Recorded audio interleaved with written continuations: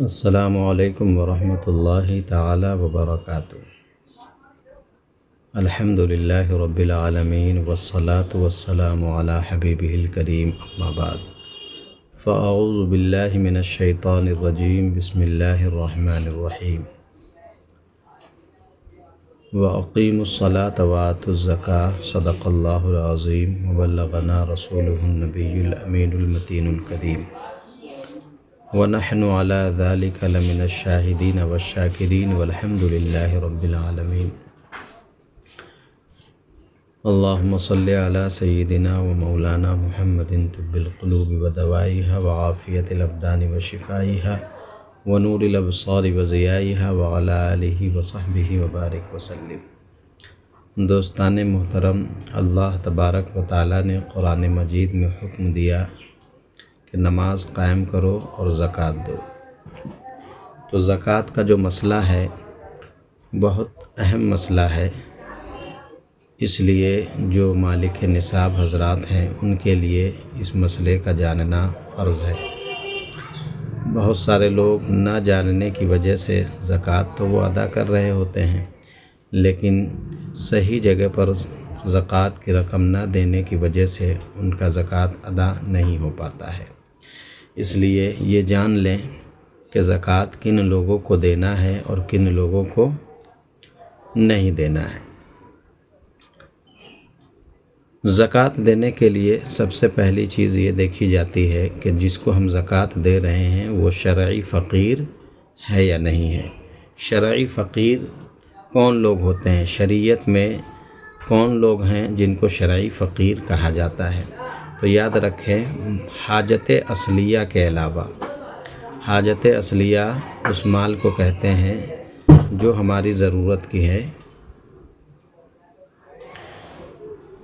جیسے گھر ہماری ضرورت کی چیز ہے، اسی طریقے سے گاڑی ہماری ضرورت کی چیز ہے، اسی طریقے سے سردی گرمی کے کپڑے ہماری ضرورت کی چیز ہے، پڑھنے کے لیے کتابیں ہماری ضرورت کی چیز ہے، اس کے علاوہ گاڑی ہماری ضرورت کی چیز ہے، موبائل بھی آج ہماری ضرورت بن چکی ہے۔ تو جن چیزوں کو ہم استعمال کرتے ہیں جس کے بغیر ہمارے کام نامکمل ہے، اس کو ہم حاجت اصلیہ کہتے ہیں۔ ان چیزوں کے علاوہ جتنی ضرورت سے زیادہ چیزیں ہوتی ہیں اس کو حاجت اصلیہ کے سوا مانا جاتا ہے۔ جیسے موبائل ہے، لیکن موبائل کے علاوہ پھر ہمارے پاس دوسرا موبائل ہے تو یہ ضرورت سے زیادہ ہے، تو یہ حاجت اصلیہ کے علاوہ ہو گیا۔ اسی طریقے سے ایک گاڑی ہمارے پاس ہے، ضرورت اس سے پوری ہو سکتی ہے، لیکن شوق کے طور پر ہم نے دوسری گاڑی خرید لی تو یہ ضرورت سے زیادہ ہے۔ اسی طریقے سے جو کپڑے ہمارے پاس ہوتے ہیں پہننے کے لیے وہ تو ٹھیک ہے، لیکن کچھ کپڑے ایسے بھی ہوتے ہیں، فقہا نے فرمایا کہ جو ضرورت سے زیادہ ہوتے ہیں جس کا استعمال ہی نہیں ہوتا ہے۔ جیسے شادی بیاہ کے موقع پر لوگ کپڑے لے لیتے ہیں، ایک بار پہنے، اب وہ ہمیشہ کے لیے رکھا ہوا ہے، ضرورت سے زیادہ ہے۔ تو شرعی فقیر کا جب حساب لگایا جاتا ہے تو ضرورت سے زیادہ جتنی چیزیں ہوتی ہیں ان چیزوں کی جو قیمت ہوگی پریزنٹ ٹائم پر اس کی قیمت شمار کی جاتی ہے۔ جیسے مثال کے طور پر میرے پاس ایک موبائل ہے جو ضرورت کے لیے ہے، لیکن اس کے علاوہ بھی ہمارے پاس دوسرا موبائل ہے جو ضرورت سے زیادہ ہے۔ مارکیٹ میں ہم نے اس کی قیمت پتہ کری تو پتہ چلا وہ 10,000 روپے کی ہے، تو اب اس 10,000 روپے کو ہم جوڑیں گے۔ اس کے بعد پتہ چلا کہ ہمارے پاس سونا زیادہ تو نہیں ہے، لیکن آدھا تولہ سونا رکھا ہوا ہے۔ آدھا تولہ سونا کی قیمت ابھی مارکیٹ میں لگ بھگ 40-45 ہزار روپے ہے۔ تو 40-45 ہزار روپے اور وہ کیا بولتے ہیں 10,000 روپے کا موبائل، اس کو ہم نے اس میں جوڑ دیا تو 55,000 ہو گئے۔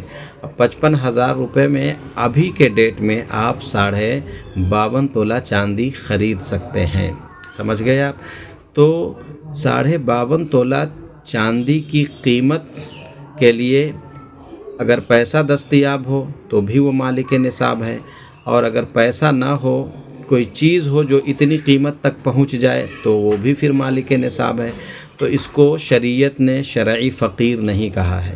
ऐसे लोगों को अगर आप ज़कात का पैसा देते हैं तो याद रखें आपका ज़कात अदा नहीं होगा। बहुत सारे लोग ये सोचकर किसी औरत को ज़कात दे देते हैं कि उनके हस्बैंड इंतकाल कर गए हैं, उनका कोई कमाने वाला नहीं है तो उनको देंगे। तो ज़ाहिर सी बात है, मुमकिन है कि उस औरत के पास कुछ ऐसे माल रखे हुए जो ज़रूरत से ज़्यादा है। मुमकिन है कि उसके पास 2-4 तोला सोने का ज़ेवर रखा हुआ हो, चांदी रखी हुई हो, या अपने अखराजात के लिए वो पैसे बैंक बैलेंस करके रखी हों, या ज़रूरत के अलावा कहीं पर उनके पास प्लाट मौजूद हो, या ज़रूरत के अलावा कहीं पर कोई और पैसा वो इन्वेस्ट करके रखी हों। तो पता चला कि उनके पास ज़रूरत के अलावा बहुत सारी चीज़ें दस्तयाब हैं, और हम सिर्फ़ इस बिना पर उनको ज़कात की रकम दे रहे हैं कि उनके हस्बैंड नहीं है, उनके बाप नहीं है, उनके वो नहीं है, उनके वो नहीं है।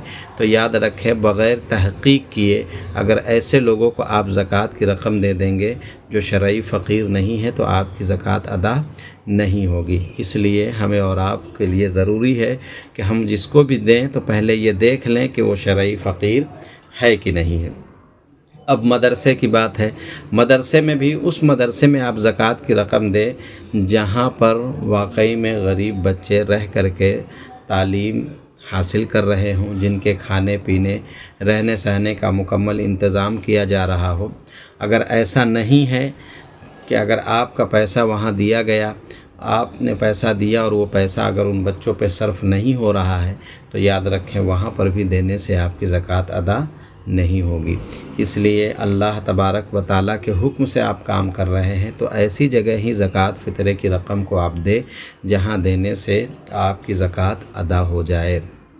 और एक मसला है कि किन को दे सकते हैं, किन को नहीं दे सकते हैं। बहुत सारे लोग कहते हैं क्या हम अपने दादा को दे दें, दादी को दे दें, नाना को दे दें, नानी को दे दें। याद रखें, जिसकी नस्ल में आप हैं, जिनकी नस्ल में आप हैं, यानी कि वालिद की तरफ से और वालदा की तरफ से। जैसे वालिद की तरफ से दादा है, दादी हैं, है ना, आप इनको नहीं दे सकते हैं।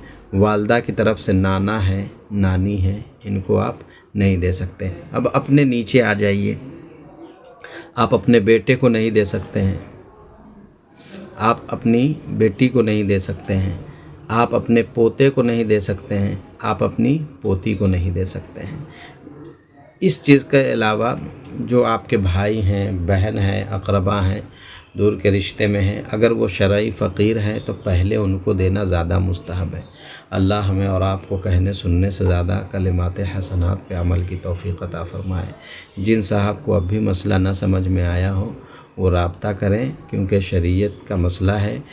आप अगर ज़कात अदा कर रहे हैं तो अल्लाह करे कि आप सही तरीक़े से अदा करें ताकि आपकी ज़कात अदा हो जाए। अस्सलामु अलैकुम।